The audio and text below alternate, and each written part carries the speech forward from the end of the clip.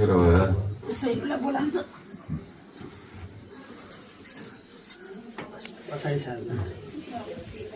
केटा उठो केलाई पछाडि उसमा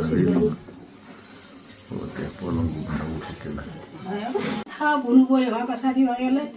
कि के योगदान गर्नुभएको थियो त्यसको अलिकति यहाँले पाउनु पर्यो मलाई त्यही छ राम्रो गरेर छोरीहरू टाढा भए छोरीहरूसँग त्यति कुरो नसक्ने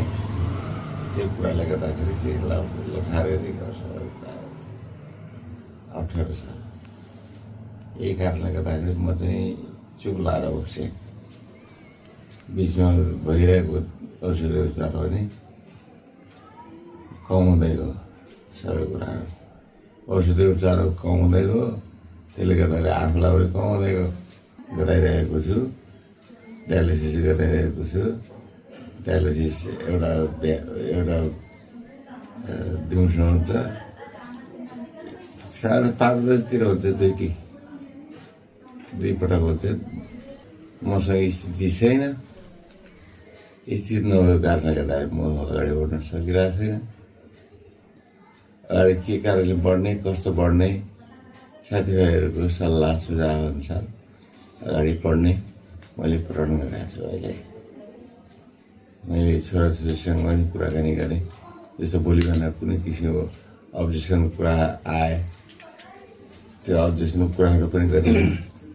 त्यो कुराहरू कसरी पुरा हुन सक्छ त्यो गर्छ बाबुले पनि गर्छ छोरीहरूले पनि गर्छ छोराहरूले पनि गर्छ त्यही दाइको त्यो दुईवटा कुरा छ एउटा त सबै साथीभाइसँग भेट्न पाएँ एउटा कलाकार गुमनाम जस्तो भएँ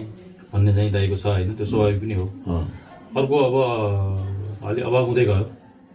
होइन छोरीहरूले त गरिरहेछन् तर अब छोरीहरूसँग कति माग्ने होइन अब छोरीहरू आफै इन्डिपेन्डेन्ट बसेको अर्को परिवार हो होइन अब छोराको त्यस्तो अवस्था छैन त्यसैले केही सहयोग पनि जुटाउन सकिन्छ कि भन्ने पनि हो उहाँको आशय